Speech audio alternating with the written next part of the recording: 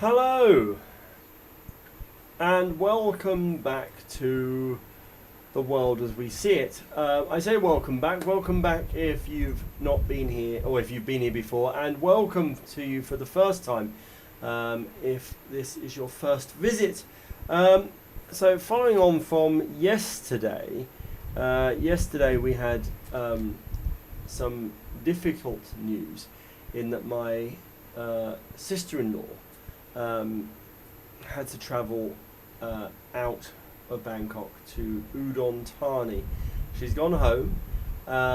She's gone back to her home province, which is what happens very often here in Thailand when people are living in the capital. And she hasn't come here because of the risks. Instead, she's gone to Udon Thani, where actually there's sufficient space and where the health services are not under as much strain. So actually she will be cared for much better than if she were coming to where we are. So that's a good result, actually. It was the only result, really, but it's a good result. Now, what happened today is quite interesting. About a week ago, we were out on our little scooter driving along, and my wife saw an old friend walking along the beachfront, and we haven't seen him for a long time. Now, normally he comes on holiday here. He's a holiday maker, and he comes from Gloucester way. Lovely man. And we were a bit shocked to see him. We haven't seen anyone who we really know very well for a very long time. And we're like, what are you doing here? And he said, well, I haven't been in touch because I thought everything had gone to the wall, which it kind of has. He said, but I've been here since last February, and I've kept myself to myself because of the lockdown. Okay. So I said, well, it's really good to see you. Maybe we could meet up. If you've obviously been very careful, and we are careful, maybe we could meet up next week. We can meet on Saturday, which is today, and we could have lunch together. That would be lovely, right? It's good to see you. So on Thursday, I don't remember if you remember this, but on Thursday last, I had a bit of a cold. I was a bit bunged up. I had to have some antihistamines to sort me out, and I got in touch with him and say, yep, I've got Saturday off work, and we can meet for lunch. We'll take the family and we can go somewhere which is pleasant. Round the corner they've got a place where children can feed the koi carps with fish food in water using little baby bottles, whilst parents can have their lunch. Right, so it's a lovely setting. Now, this friend of ours, I texted him and I said, look, so Saturday's on, Saturday's confirmed. And he wrote back and he said, well, I've got a bit of a cold. So I wrote back and I said, well, I've got a bit of a cold too. I said, I've sorted mine out with antihistamine and paracetamol, and it seems to have done the job. So we're ploughing through, we're still working, right? And so that was that. Anyway, this morning I gave him a call and I said, "Hello, what about today? Let's make some plans for lunch." And he said, "Well, I need to tell you, I'm actually feeling very, very rough, feeling very under the weather." I said, "Oh, are you?" So he said, "I think it's only right that we don't meet because I think I've got the lurgy." So I said, "Have you got the lurgy?" So he said, yeah. He said, last Friday, a group of 5 of us went to a restaurant, and he said, after you texted me on Thursday to say you got Saturday off, he said, one of the guys who I was at the restaurant with has since been admitted to hospital with COVID. And then on Friday morning, another one of the guys from their dinner has been admitted to hospital with COVID. And then Friday afternoon, this is yesterday afternoon, the wife of one of the other guys who hasn't gone to hospital, she has gone to hospital with symptoms of COVID. So our friend said, look, it's more than likely that the lurgy that I happen to have isn't just a cold, right? It's the lurgy. That's really sad, right? So I said, oh well, never mind, fair enough. Now, what to do? I'd taken a day off to see this old friend of ours. So I turned around and I said to my wifey wife, I said, well look, what we could do, actually, we've got time today. We could go and see Dave, who's very unwell in the parish, and we could see him and see how he's getting on. Because, he's been unwell for good Lord, it's been too long. He's been unwell for a long time, and so I wanted really just to catch up. I knew that last week he'd been admitted to hospital to sort out an infection he had with a bed sore, but he was back home. So I said, well, let's go and see him. So we did. We wandered round. Well, in fact, we scooted round. We scooted round as a family, and saw him. Wandered in, and he was very unwell, and was laying on his side, but his breathing was very laboured, and his hand, one of his hands was very, very swollen. His fingers were very, very swollen, lots of fluid retention going on. So we used a pillow to put his hand higher in the hope that maybe that might help. I wasn't really sure. And his wife explained that they don't have any money, and that a person from the hospital has explained that his oxygen levels are very, very low, and he needs oxygen, and he's not getting any. And what to do? So I made a couple of phone calls, and one of our very good friends, one of the friends specifically of Dave, who's very unwell, he observes Shabbat, and so he doesn't tend to speak on the telephone. He certainly doesn't talk about money. But we've got a dying man here who needs oxygen, and needs must, right? We are where we are. So I actually messaged someone who lives in his house and said, look, if you can get this message to the mutual friend, then it could make a big difference to a man who's very uncomfortable and in a lot of pain, and on top of all of that is now not getting enough oxygen, so it's labouring his breathing, and it means his heart is beating a lot faster than it should be.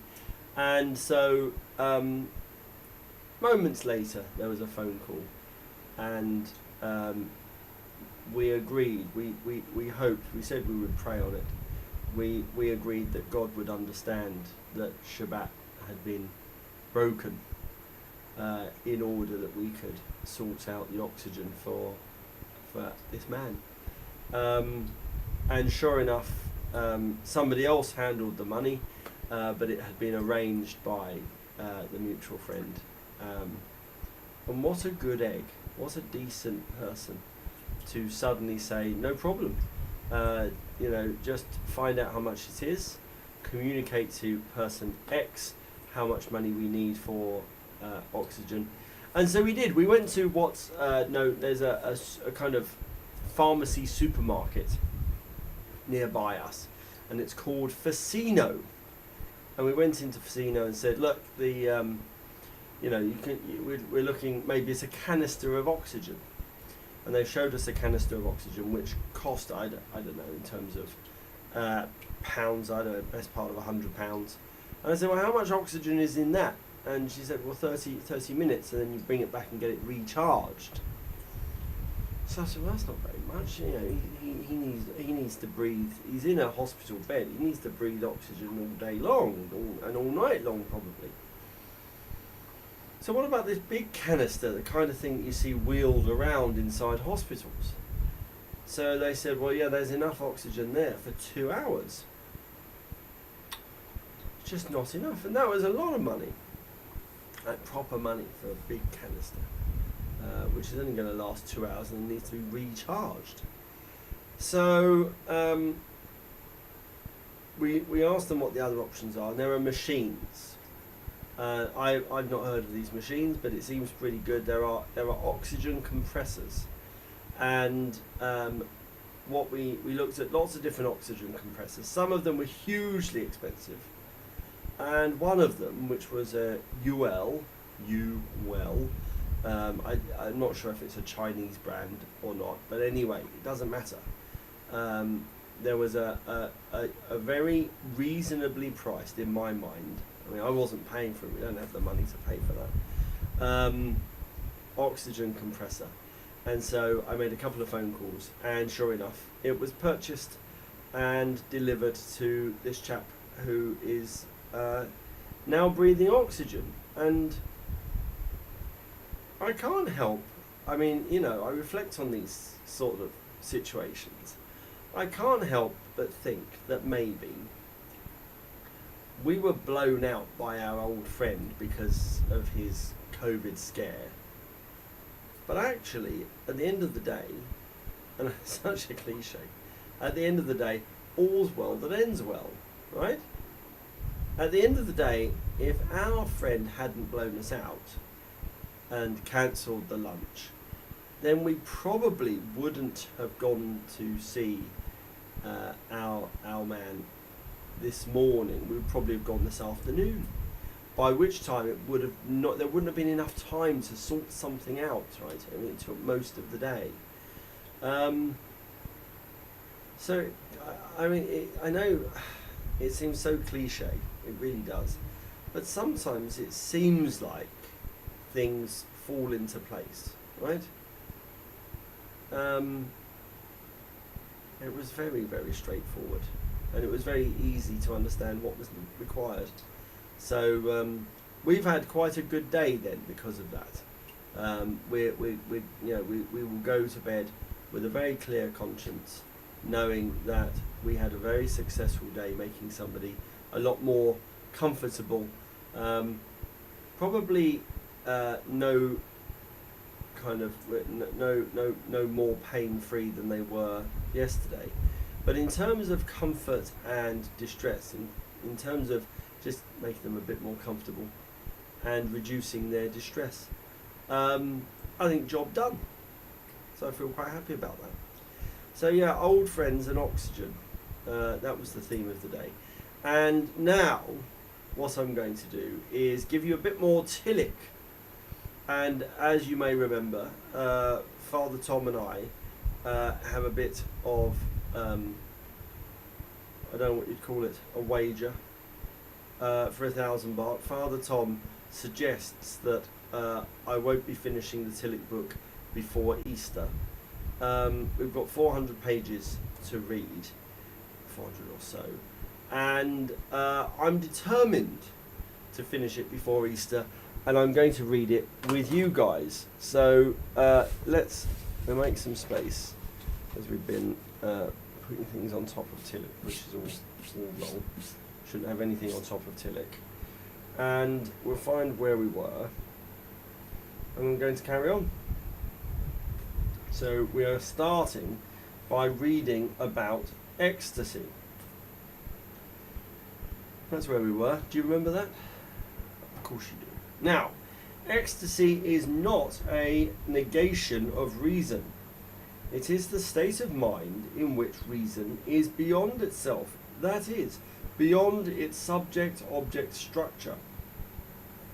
In being beyond itself, reason does not deny itself.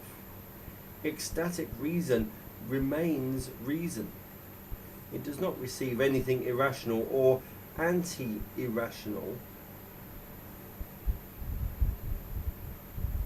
which it could not do without self-destruction, but it transcends the basic condition of finite reality, the subject-object structure.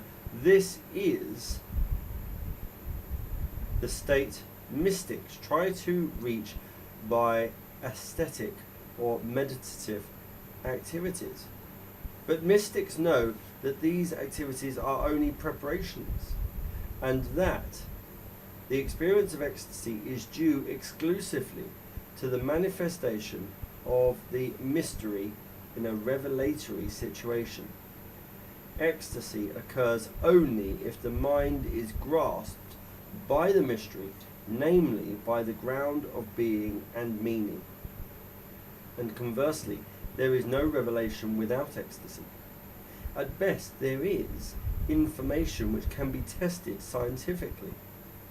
The prophet's ecstasy, of which the hymn sings and of which the prophetic literature is full, indicates that the experience of ecstasy has universal significance. The term ecstasy often is confused with enthusiasm. This confusion is easily understood. The word enthusiasm means the state of having the God within oneself, or of being within the God. In both senses, the enthusiastic state of mind has ecstatic qualities, and there is no basic difference in the original meaning of the two words, but enthusiasm has lost these religious connotations and has been applied to the passionate support of an idea, a value, a tendency, a human being, etc.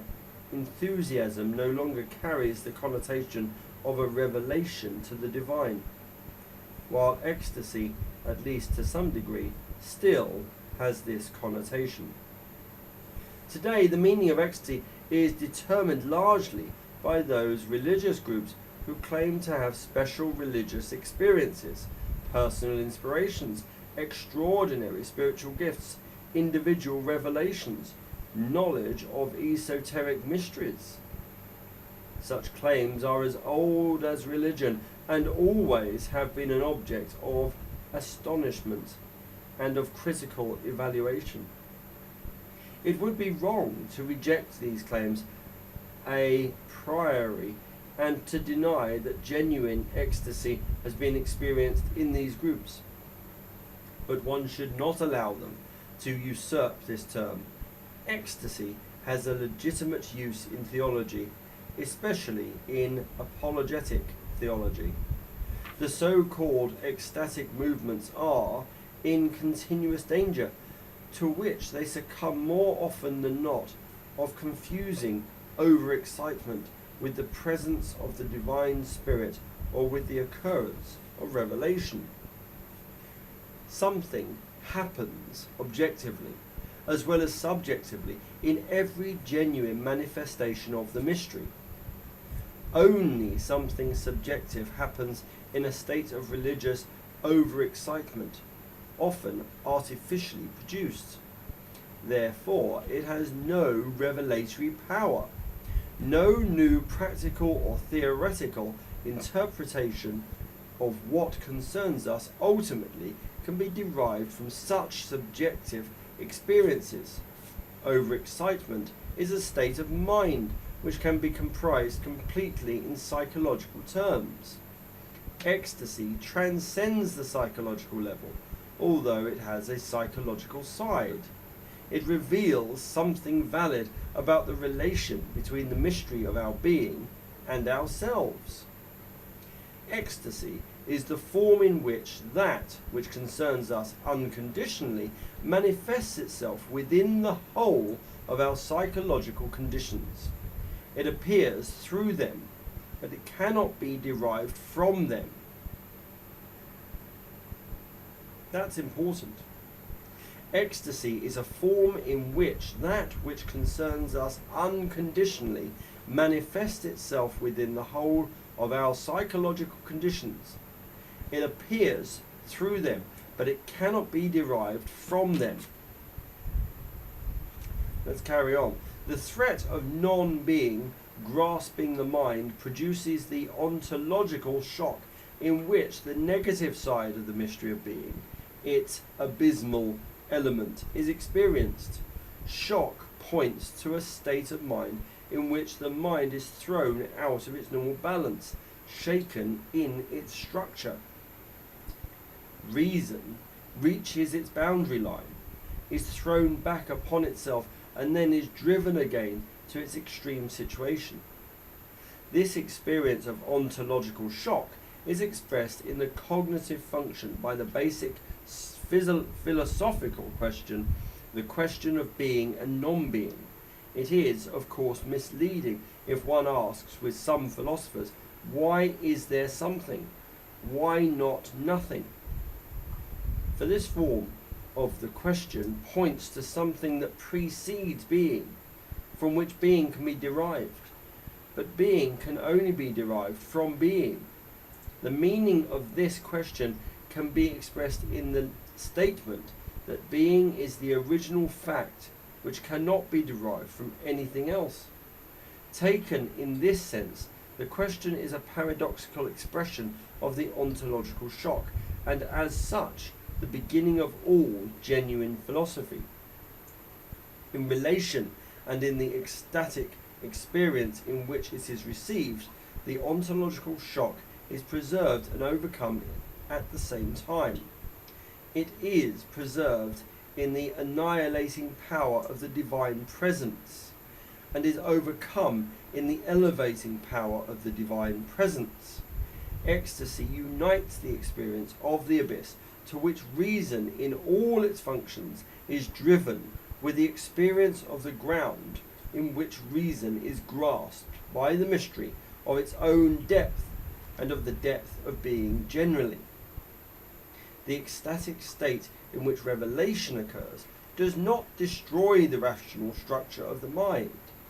The reports about ecstatic experiences in the classical literature of the great religions agree on this point. While demonic possession destroys the rational structure of the mind, divine ecstasy preserves and elevates it, although transcending it. Now, I think what we're going to do there is stop. And we will stop next time to talk about demonic states. So, good stuff. We've spoken all about ecstasy. We've spoken all about the oncological shock. We've spoken all about so much. We've done 2 pages. Can we read 415 by Easter? I think so. And with your help and encouragement, we will.